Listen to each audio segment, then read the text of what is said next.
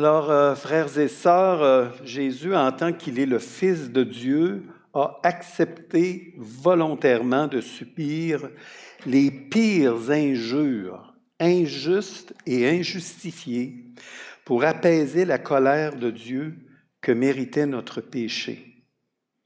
Le péché est si grave aux yeux de Dieu que personne ne pouvait satisfaire sa justice. Personne ne pouvait payer la rançon pour cette offense faite à Dieu. Personne dans l'univers créé. Seul Dieu, dans la personne de son Fils éternel, était qualifié pour le faire et il a accepté le châtiment que nous méritions parce que personne d'autre dans l'univers créé ne pouvait payer tellement l'offense est immense envers ce Dieu infiniment saint. Donc Jésus, en prenant la condition d'un homme qui a mené aux yeux du Père une vie parfaite, il était le seul digne de s'offrir comme une victime expiatoire. Et on va voir dans tout le texte que sans expiation, il n'y a pas possibilité de pardon. L'expiation est absolument nécessaire. Donc le péché est si grave aux yeux de Dieu et la colère de Dieu envers le péché est si grande que seul le Fils était en mesure de boire la coupe de la colère de Dieu. On n'entend pas parler de ça souvent, mais c'est tout de même ce qui était présent dans le texte et on va le voir tout à l'heure. Donc, ayant fait l'objet d'un tel amour, d'une telle miséricorde, d'une telle grâce, ne devrions-nous pas vivre pour lui? On a parlé de ça ce matin. Puisque, dans les chants, puisque nous avons été rachetés à un grand prix, à un prix infini. Et c'est la question qui devrait jaillir naturellement de nos cœurs lors de l'étude de ce texte-là, vous allez voir. Donc, vous allez réaliser combien extrêmement grandiose est l'œuvre du salut que le serviteur de l'Éternel a accomplie en faveur de ceux que Dieu a mis à part par la sanctification de l'Esprit pour qu'ils deviennent obéissants et qu'ils participent à l'aspersion du sang de l'agneau immolé. C'est l'apôtre Pierre qui dit ça dans 1 Pierre 1:2. Donc, je vais faire la lecture de tout le texte. Je pense qu'on a le temps, oui. Le poème, c'est un poème, hein, ce que je vais vous lire. Il commence à Ésaïe 52 au verset 13. Ça dit « Voici, mon serviteur prospérera. Il montera, il s'élèvera bien haut. De même qu'il a été pour plusieurs un sujet d'effroi, tant son visage était défiguré, tant son aspect différait de celui des fils de l'homme, de même il sera pour beaucoup de peuples un sujet de joie. Devant lui, des rois fermeront la bouche, car ils verront ce qu'il ne leur avait point été raconté, ils apprendront ce qu'ils n'avaient point entendu. Qui a cru à ce qui nous était annoncé? Qui a reconnu le bras de l'Éternel? Il s'est élevé devant lui comme une faible plante, comme un rejeton qui sort d'une terre desséchée. Il n'avait ni beauté, ni éclat pour attirer nos regards, et son aspect n'avait rien pour nous plaire. Méprisé et abandonné des hommes, homme de douleur et habitué à la souffrance, semblable à celui dont on détourne le visage, nous l'avons dédaigné, nous n'avons fait de lui aucun cas.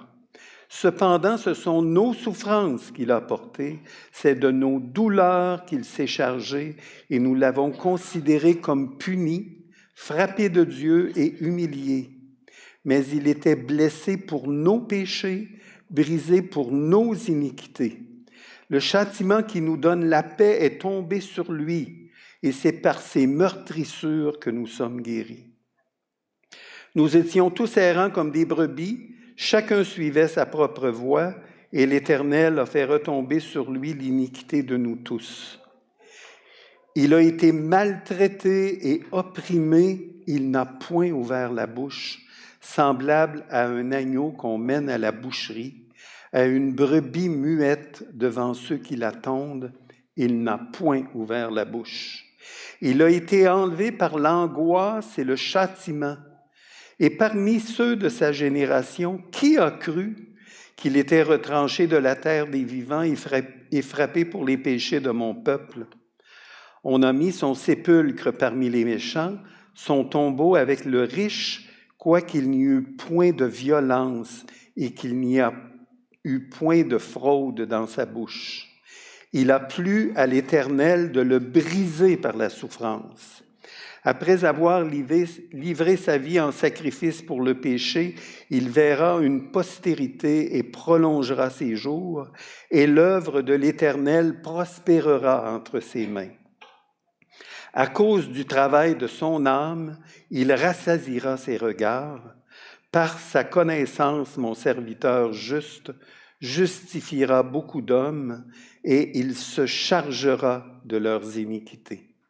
C'est pourquoi je lui donnerai sa part avec les grands, il partagera le butin avec les puissants, parce qu'il s'est livré lui-même à la mort, qu'il a été mis au nombre des malfaiteurs, parce qu'il a porté les péchés de beaucoup d'hommes et qu'il a intercédé pour les coupables. Alors, on va regarder maintenant verset par verset ce poème-là.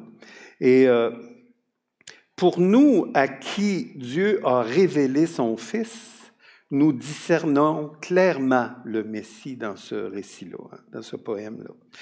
Mais le peuple juif du temps de Jésus, on a vu ça la semaine passée, tous les obstacles qu'il y avait, n'a pas vu son Messie dans cette description-là. Et la très grande majorité de son peuple, même aujourd'hui, en 2025, ne le voit toujours pas dans ce poème-là. Ce texte demeure un paradoxe sur lequel il se heurte, une pierre d'achoppement et un rocher de scandale. C'est Ésaïe qui dit ça dans Ésaïe 8, 14. Donc, le texte du serviteur souffrant commence par une exaltation. « Voici mon serviteur prospérera, il montera, il s'élèvera bien haut. » De même qu'il a été pour plusieurs un sujet d'effroi, tant son visage était défiguré, tant son aspect différait de celui des fils de l'homme, de même il sera pour beaucoup de peuples un sujet de joie. Dans ce poème-là, Dieu nous présente d'abord l'exaltation de son serviteur. Il sera élevé bien haut. Mais avant d'être élevé dans la gloire, il devra passer par une humiliation extrême. Il devra passer par des souffrances telles que son visage sera défiguré, méconnaissable, tellement marqué par la souffrance qu'il n'aura même plus l'apparence normale d'un être humain. Sa condamnation pour les siens, par les siens et par les nations, démontre la haine que les êtres humains ont envers Dieu, malgré leur apparente piété. Mais pour d'autres, pour nous, les souffrances du Messie seront un objet de reconnaissance et d'adoration. Il sera pour nous l'objet d'une grande joie. Tout comme il a été méprisé et rejeté, il sera désormais admiré et adoré par de nombreux peuples à qui Dieu va se révéler. Ça continue en disant « Devant lui, les rois de la terre fermeront la bouche, car ils verront ce qui ne leur avait point été raconté. Ils apprendront ce qu'ils n'avaient point entendu. » Les rois des nations, les puissants, découvriront en le voyant la vraie royauté. Ils découvriront une vérité incompréhensible, qu'ils ne connaissaient pas auparavant. Ils seront confrontés à une manière de régner qui dépasse la compréhension naturelle des choses. Un roi qui s'humilie volontairement par amour, qui s'abaisse, cette vérité-là les laissera complètement bouche bée. Ils seront stupéfaits de cette réalité-là. Les rois de la terre se seraient attendus à un Messie beaucoup plus fort qu'eux, mais il est apparu comme un rejeton, comme un être faible. Ceux qui auraient dû comprendre n'ont pas compris, mais contre toute attente, ceux à qui il n'avait point été annoncé verront. Et ceux qui n'en avaient point entendu parler comprendront. C'est l'apôtre Paul qui dit ça dans Romains 15, 21. Le Messie apportera une révélation bouleversante et inattendue. Il se révélera à des gens qui ne le cherchaient pas. Et il se manifestera à ceux qui ne demandaient pas. Moi, je suis là-dedans. Dans le Nouveau Testament, l'œuvre de Jésus a effectivement surpris les peuples et les dirigeants. Son message de salut par la foi, son humilité, sa souffrance et sa résurrection étaient des réalités nouvelles pour beaucoup, y compris pour les Juifs et les païens. Et le texte continue en disant « Qui a cru à ce qui était annoncé? Qui a reconnu le bras de l'Éternel? Il s'est élevé devant lui comme une faible plante, comme un rejeton qui sort d'une terre desséchée. Il n'avait ni beauté ni éclat pour attirer nos regards, et son aspect n'avait rien pour nous plaire. » Alors, on a commencé à répondre à cette question-là la semaine passée. Qui a cru à ce qui était annoncé? Puis la réponse, c'est presque personne. Un reste seulement, une minorité. Personne ne s'attendait à ce que la puissance de Dieu se révèle de cette manière. Malgré tous les miracles que Jésus a accomplis, ils n'ont pas vu sa puissance divine. Au contraire, les dirigeants d'Israël se sont constamment opposés à lui. Le bras de l'Éternel, sa toute-puissance, s'est révélé dans l'humilité la plus complète, comme une faible plante, comme un rejeton qui sort d'une terre desséchée. Il n'avait ni beauté, ni éclat pour attirer nos regards, et son aspect n'avait rien pour nous plaire. Le serviteur de l'Éternel est apparu comme une faible plante. Dans Ésaïe 11:1, ça dit « Un rameau sortira du tronc d'Isaïe, un rejeton naîtra de ses racines. » Jésus est sorti du tronc d'Isaïe, le père de David, comme un arbre qui a été coupé proche de la souche. La famille de David, au moment où Jésus est né, était à son plus bas. Il ne restait qu'un tronc de l'arbre. Joseph et Marie étaient très pauvres. Jésus est né à Bethléem dans une bourgade pauvre et il a grandi à Nazareth dans une ville méprisée. De plus, Jésus avait l'apparence d'un homme très ordinaire, très peu charismatique. Il n'avait rien pour faire détourner les regards et il avait tout pour qu'on ne le regarde pas parce que, je ne sais pas si vous êtes comme moi, mais quand on voit tant de souffrance des fois chez des personnes, on détourne notre regard pour ne pas participer à ça. Tellement c'est affreux. Mais c'est ça que Jésus a vécu. Donc, Jésus n'avait rien du chef combattant que le peuple attendait. Alors, ils ne l'ont pas reconnu. Ils l'ont traité avec mépris, ils l'ont traité avec dédain. Y a-t-il de quoi de plus difficile que d'être traité avec dédain? Donc, mépriser, le texte continue, mépriser et abandonner des hommes, hommes de douleur et habitués à la souffrance, semblables à celui dont on détourne le visage. Nous l'avons dédaigné, nous n'avons fait de lui aucun cas. Donc, Jésus a vécu ce que c'est que d'être méprisé sans cause, de souffrir à cause du rejet, de l'abandon, à cause de l'inconsidération, à cause de toutes les souffrances liées à l'indifférence, comme n'étant rien, et pourtant il était Dieu. Il était Dieu fait homme.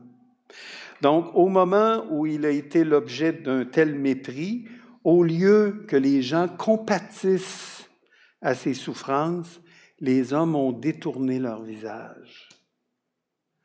Ils ont évité de le regarder, ils l'ont laissé seul dans ses souffrances. Et la semaine passée, on a vu que même ses disciples qui avaient passé 3 ans avec lui, l'ont abandonné à la dernière minute. Cependant, ce sont nos souffrances qu'il a portées, c'est de nos douleurs qu'il s'est chargé, et nous l'avons considéré comme puni, frappé de Dieu et humilié. Jésus est l'être humain qui a vécu une vie parfaite devant Dieu, et il a été aussi l'être humain qui a vécu sur terre, qui a le plus souffert. Personne n'a plus que lui été haï sans cause. C'est Jésus qui dit ça de lui-même dans Jean 15, 25. Il a été haï sans cause. Parce qu'il est dit, maudit soit celui qui est pendu au bois, nous l'avons considéré comme puni et frappé de Dieu. On a pensé que Jésus payait pour ses propres péchés. Le péché de se prétendre Dieu, un blasphème à leur Dieu, alors que dans le fond, c'était la vérité. Jésus était Dieu. Ils n'ont pas vu que Jésus était notre substitut. Ils n'ont pas vu ça. Et pourtant, il y avait la prophétie de Ésaïe 53, qu'il prenait notre propre malédiction à cause de notre désobéissance à la loi de Dieu. Ils n'ont pas vu ça. Et l'apôtre Paul, dans l'Épître aux Galates, va dire dans Galates 3,13, « Christ est devenu malédiction pour nous. » Cependant, ce sont nos souffrances qu'il a portées, c'est de nos douleurs qu'il s'est chargé, mais il était blessé pour nos péchés, brisé pour nos iniquités. Souvent, lorsque nous lisons ces textes-là, nous pensons aux souffrances et aux douleurs de notre condition terrestre. Nous concluons que Christ s'est chargé de nos souffrances physiques. Et c'est vrai. Mais il y a beaucoup plus que cela. Le Seigneur a porté sur la croix les souffrances et les douleurs de la conséquence du péché que nous aurions dû endurer en enfer. C'est de ça qu'il s'est chargé. Jésus a choisi d'endurer sur la croix des souffrances équivalentes à la condamnation éternelle que nous méritions. C'est ça que Jésus a fait sur la croix, a réalisé pour nous sur la croix. Il a accepté l'abandon du Père, il a accepté de boire la coupe de la colère divine et le châtiment du péché. C'est pas pour rien qu'il a dit, si c'est possible, éloigne de moi cette coupe. Mais il savait qu'il devait la boire. Donc, afin que ceux que le Père attirerait à lui, il a fait ça afin que ceux que le Père attirerait à lui et qui mettraient leur confiance en lui n'ait pas à connaître ses souffrances éternelles. Le châtiment qui nous donne la paix est tombé sur lui et tout au long de ce passage-là, le serviteur de l'Éternel est présenté comme celui qui prend la place du pécheur, qui mérite la punition, une punition éternelle. Il y a toujours dans le poème cet aspect qu'il prend notre place. Donc, en prenant notre punition, Christ rétablit la paix avec Dieu pour que nous soyons pardonnés et réconciliés complètement avec le Père. Et le texte continue en disant « Et c'est par ces meurtrissures que nous sommes guéris ». Cette déclaration-là est extrêmement importante. Le mot hébreu pour meurtrissure réfère à des meurtrissures physiques.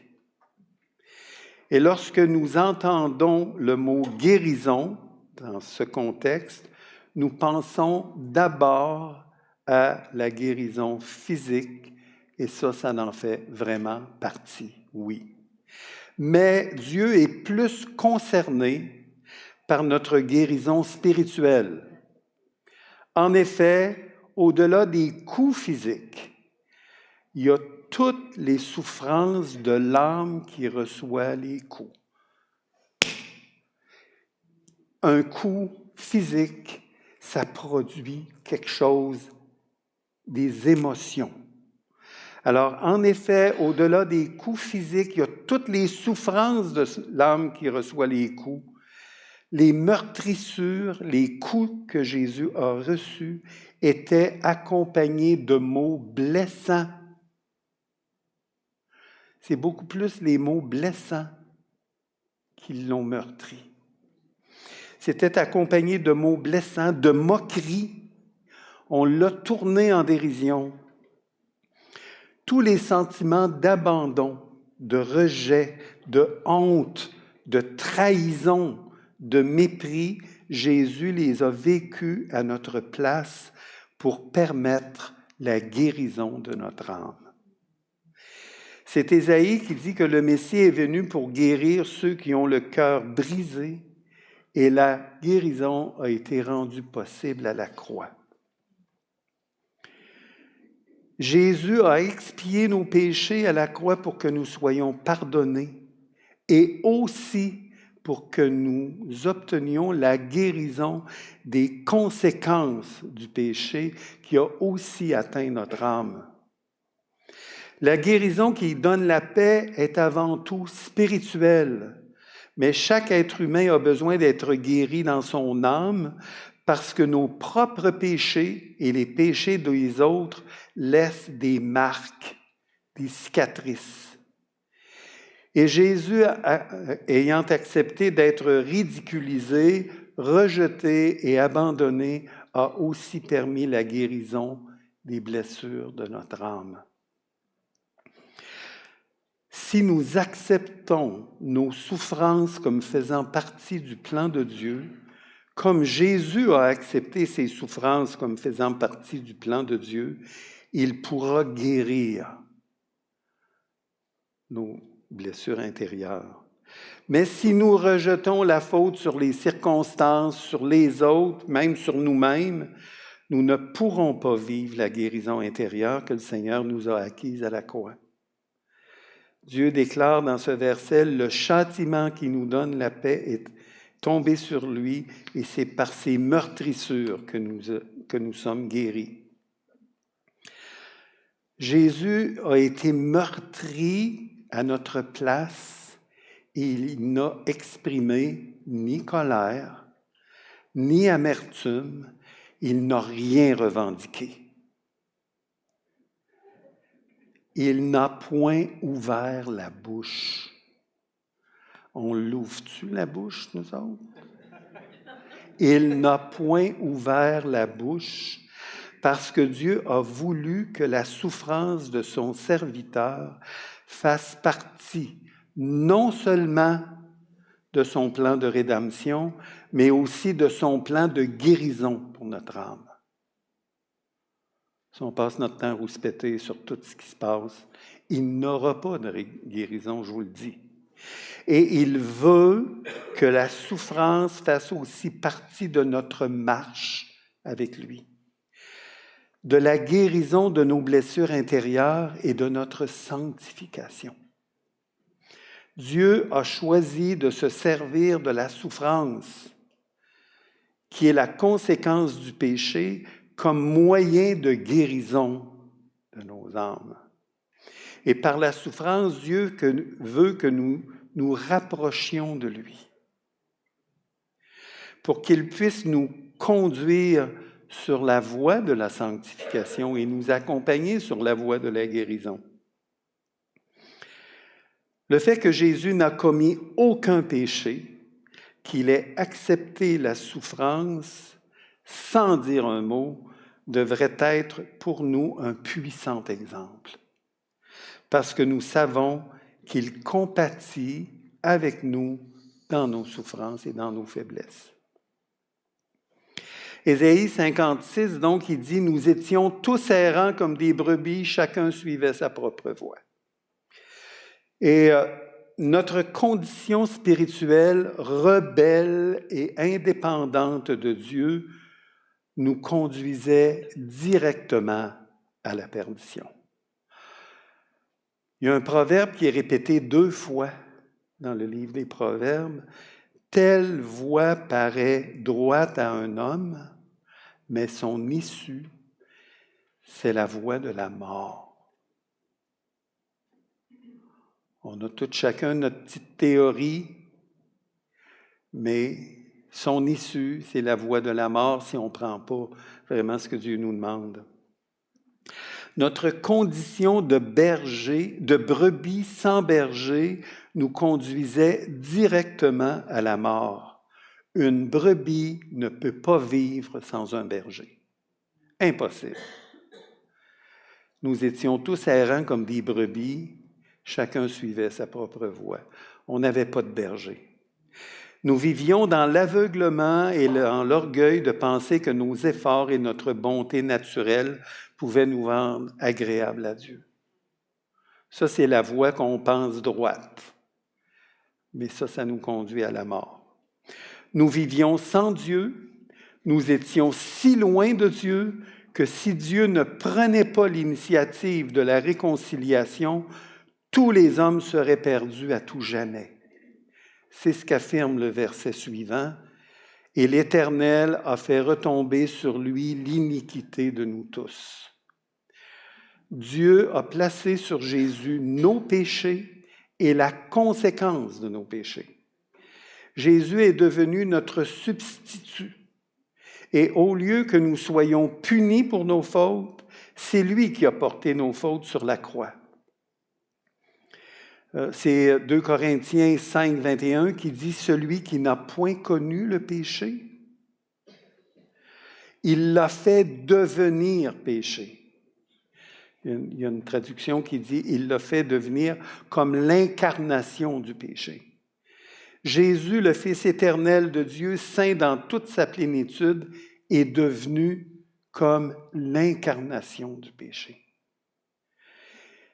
Le péché est ce que Dieu a le plus en horreur.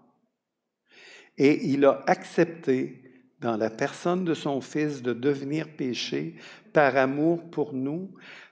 Puis un verset qui dit, parce que déjà dans l'éternité, il nous portait dans son cœur. On était déjà en Christ. C'est un acte d'amour et de grâce immense.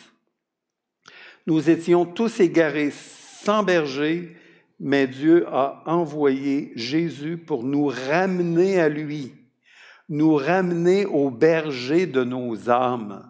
C'est l'apôtre Pierre qui dit ça. Et Jésus va dire de lui, « Je suis le bon berger. » Le bon berger donne sa vie pour ses brebis et c'est ça qu'il a fait pour nous. Il a été maltraité et opprimé. Il n'a point ouvert la bouche, semblable à un agneau qu'on mène à la boucherie, à une brebis muette devant ceux qui la tondent. Il n'a point ouvert la bouche. dans la poésie hébreu, quand un bout de phrase est répété 2 fois, ça veut dire « tenez-en compte ». Et dans ce verset-là, c'est « et il n'a point ouvert la bouche », c'est répété 2 fois. Donc, malgré que Jésus ait été maltraité et qu'on l'ait fait souffrir à l'excès, il ne s'est pas défendu. Et par 2 fois dans ce passage-là, il est dit, il n'a point ouvert la bouche pour se défendre, il a accepté la volonté du Père. Et le verset continue en disant, semblable à un agneau qu'on mène à la boucherie. Le mot hébreu ici traduit par boucherie serait beaucoup plus approprié s'il était traduit par le lieu de l'immolation. Jésus était l'agneau de Dieu qui devait être immolé pour le péché. C'est l'apôtre Pierre qui parle que Jésus était l'agneau sans défaut et sans tache qui a été immolé pour nous. Donc Jésus n'a pas été conduit à l'abattoir, où l'on conduit tous les agneaux pour être vendus pour la boucherie. C'est pas ça, il n'a pas été conduit là. Il a vraiment été conduit au lieu du sacrifice pour être immolé comme un sacrifice d'expiation pour le péché. Et le verset 10, d'ailleurs, annonce ça, on va le voir tantôt, là. Il a livré sa vie en sacrifice. Donc, il a été conduit au lieu de l'immolation. Jésus était le seul agneau digne d'être immolé et il a été immolé au lieu du sacrifice. Il a été enlevé par l'angoisse et le châtiment. Encore une fois, Dieu insiste sur la souffrance extrême de son serviteur, sur l'angoisse que lui a causé le châtiment qu'il a accepté volontairement. Dans le jardin de Gethsémani, sous le poids de l'angoisse, la sueur de Jésus devint comme des grumeaux de sang qui tombaient par terre. Sous le poids de l'angoisse, Jésus vit un combat intérieur tellement intense qu'il va dire « Mon âme est triste jusqu'à la mort ». Et la souffrance reliée à l'angoisse est tellement intense que Jésus va l'exprimer ainsi aussi. Hein?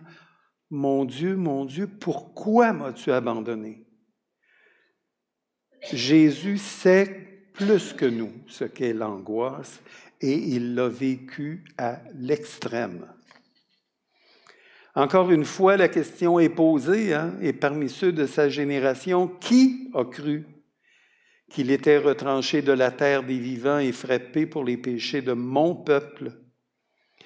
Dieu, par la bouche de son prophète, pose la même question qu'il a posée au début de Ésaïe 53, 1. Mais cette fois-ci, il la pose en fonction de sa génération. Celle qui a vu Jésus et tout ce qu'il a accompli que seul le Messie pouvait accomplir.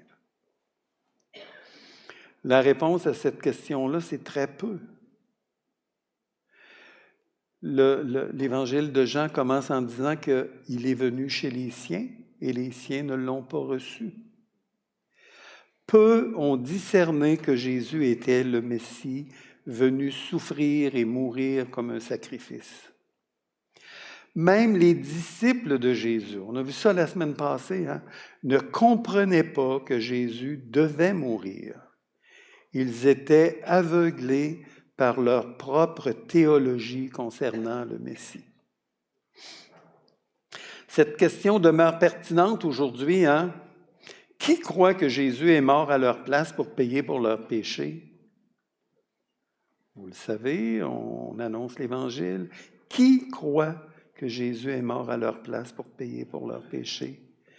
Sans l'œuvre de conviction, de péché que seul le Saint-Esprit peut accomplir.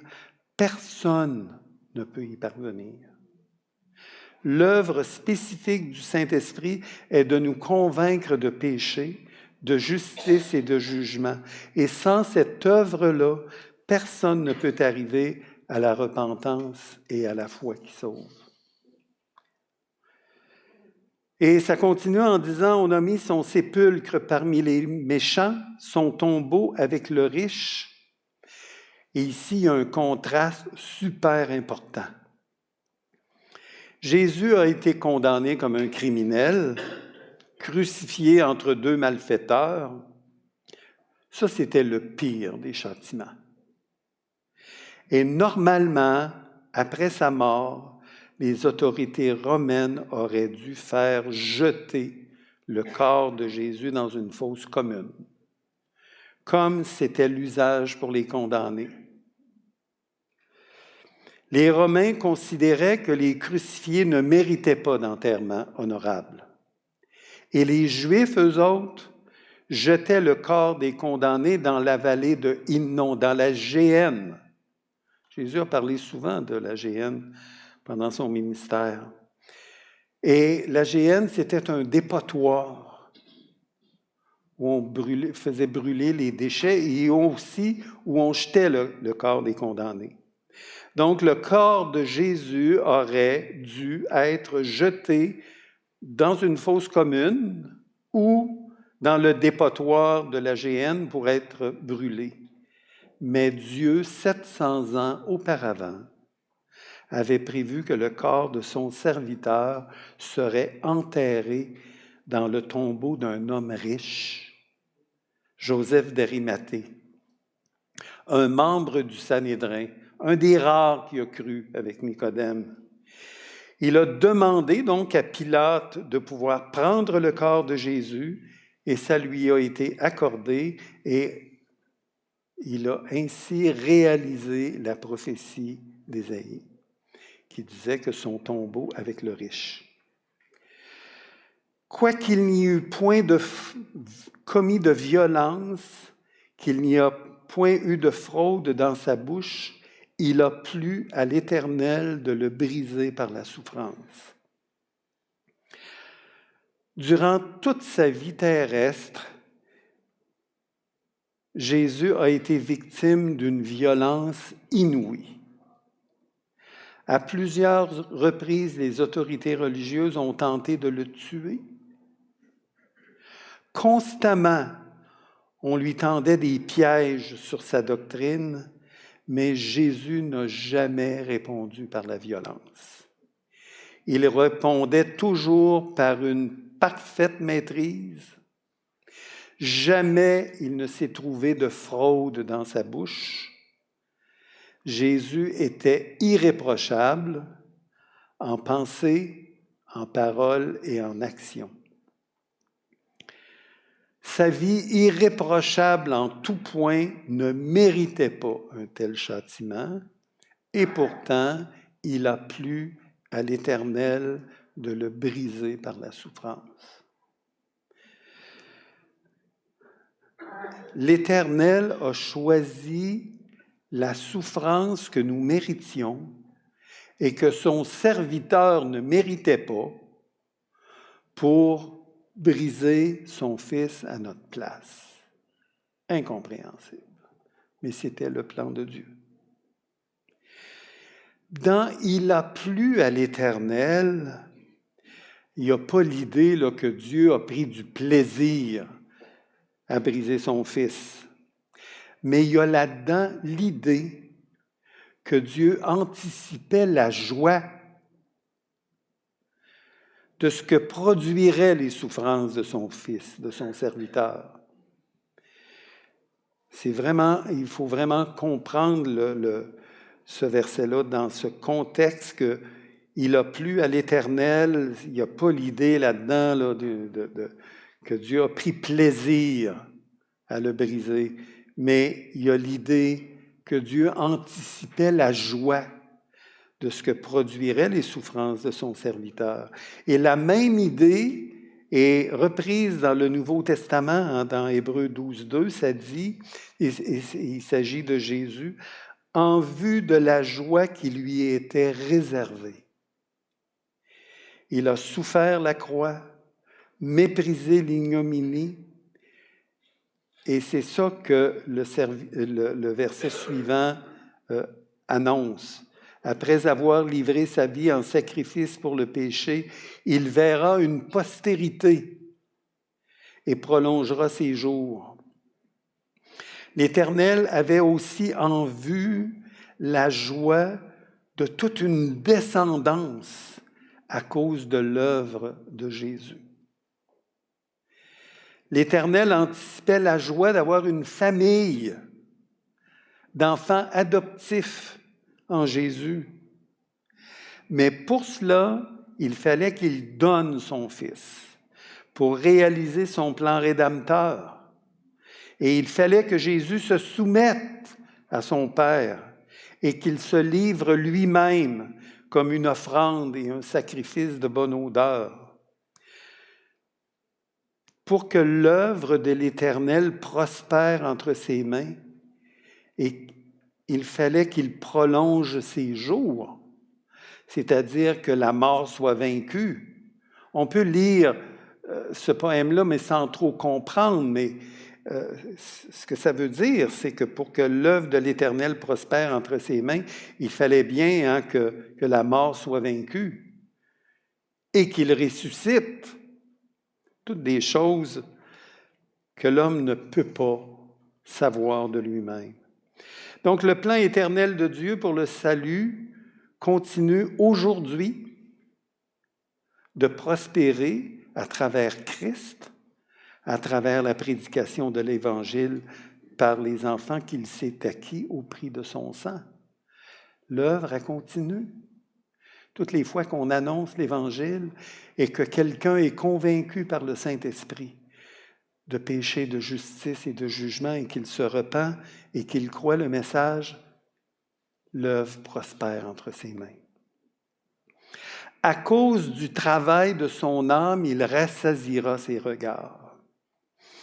Et ça veut dire que quand le serviteur de l'Éternel, Jésus, regarde à l'œuvre qu'il a accomplie, aux souffrances injustes qu'il a acceptées, il est parfaitement satisfait, comblé par la joie de savoir que beaucoup d'êtres humains ont été justifiés. Il est pleinement satisfait quand il regarde ce qu'il a fait. Parce qu'il s'est chargé de leurs iniquités, des multitudes d'hommes et de femmes seront réconciliés avec le Père. Quand il regarde ça, il est pleinement satisfait. Il est dans la joie.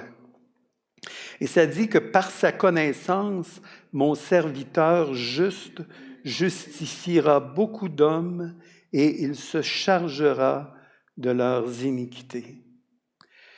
Ayant une connaissance parfaite du plan du Père concernant le salut et sa justice, Jésus a accompli parfaitement la justice de Dieu. Et ainsi, il peut transmettre cette justice-là à ceux qui mettent leur confiance en lui parce qu'il s'est chargé de leurs iniquités. Romains 5.1 dit « Étant donc justifiés par la foi, nous avons la paix avec Dieu par notre Seigneur Jésus-Christ. » Et ça se termine en disant « C'est pourquoi je lui donnerai sa part avec les grands. Il partagera le butin avec les puissants, parce qu'il s'est donné lui-même à la mort, s'est livré lui-même à la mort, et qu'il a été mis au nombre des malfaiteurs, parce qu'il a porté les péchés de beaucoup d'hommes et qu'il a intercédé pour les coupables. » On pourrait dire que ce verset-là encadre toute l'œuvre accomplie par Jésus. Parce que Jésus a accepté volontairement l'œuvre d'expiation. qu'il a accepté d'être mis au nombre des malfaiteurs, ce que nous aurions dû être, qu'il a accepté de porter les péchés de beaucoup d'hommes et d'intercéder pour les coupables, Dieu le Père va lui donner une place d'honneur et d'autorité au-dessus de tout. On chante ça, des fois. Et Philippiens va traduire ça en disant « C'est pourquoi Dieu l'a souverainement élevé et lui a donné le nom qui est au-dessus de tout nom. » Et dans Éphésiens, ça dit que Dieu l'a fait asseoir à sa droite dans les lieux célestes, au-dessus de toute domination, autorité, puissance et dignité, et de tout ce qui peut se nommer, non seulement dans le siècle présent, mais encore dans le siècle à venir. Il est au-dessus de tout. Mais Christ va accepter de partager cette place d'honneur. Dieu, dans son plan, a prévu de nous faire partager l'héritage acquis par Jésus. Tout un héritage. Dans Romains, ça dit, 8, 17, ça dit que si nous sommes enfants, nous sommes aussi héritiers de Dieu et co-héritiers de Christ. C'est pas rien. Donc, les puissants mentionnés ici, là, ce n'est pas les grands de ce monde, là. Mais c'est ceux qui vont partager son règne. C'est ceux qui vont avoir droit à l'héritage. C'est les puissants. Donc, nous partagerons le butin, bien que le butin que nous a acquis Christ, c'est-à-dire sa victoire sur la mort, la vie éternelle et l'immense privilège de régner avec lui. Et donc le poème du serviteur souffrant exalte la plus grande victoire de l'histoire. Et cette victoire s'est acquise par le serviteur de l'Éternel, par Jésus, qui avait toute l'apparence de la plus grande des défaites. C'est le paradoxe. La plus grande victoire de l'histoire avait l'apparence de la plus grande des défaites. Les souffrances et l'humiliation du Christ en croix ont triomphé de toutes les forces du mal, du péché, et elles sont devenues notre victoire. Et je termine avec cet hymne de gloire envers Dieu et envers notre Seigneur Jésus-Christ, et ce sera notre prière de clôture, c'est dans Jude. Puis je vais la dire 2 fois, parce qu'elle est importante. À celui qui peut vous garder de toute chute et vous faire paraître en sa présence glorieuse, sans reproche et exultant de joie, au Dieu unique qui nous a sauvés par Jésus-Christ notre Seigneur, à lui appartiennent la gloire et la majesté, la force et l'autorité depuis toujours, maintenant et pour toute l'éternité. Je répète, à celui qui peut nous garder de toute chute et vous faire paraître en sa présence glorieuse, sans reproche et exultant de joie, au Dieu unique qui nous a sauvés par Jésus-Christ notre Seigneur, à lui appartiennent la gloire et la majesté, la force et l'autorité, depuis toujours, maintenant et durant toute l'éternité. Amen. Alors, j'espère que vous applaudissez parce que vous êtes contents du poème que je vous ai lu, parce que moi, je mérite rien. Alors, voici les questions pour cette semaine, pour les petits groupes. relever un aspect de la prédication qui vous a le plus édifié. Il y en a beaucoup, hein, mais il y en a qui nous touchent davantage. Jésus a porté nos péchés, mais aussi nos souffrances et les blessures de notre âme pour que nous en soyons guéris. Échanger autour de cette idée. Alors, notre Père céleste, durant toute l'éternité, on va te louer pour ta majesté. On va te louer parce que ce qui avait l'air d'être une défaite a été la plus grande des victoires. Et tu nous as fait participer à ça, Seigneur. Tu nous as légué l'héritage que Christ nous a acquis. Et on va pouvoir le partager pour l'éternité. Béni sois-tu, Seigneur. Amen.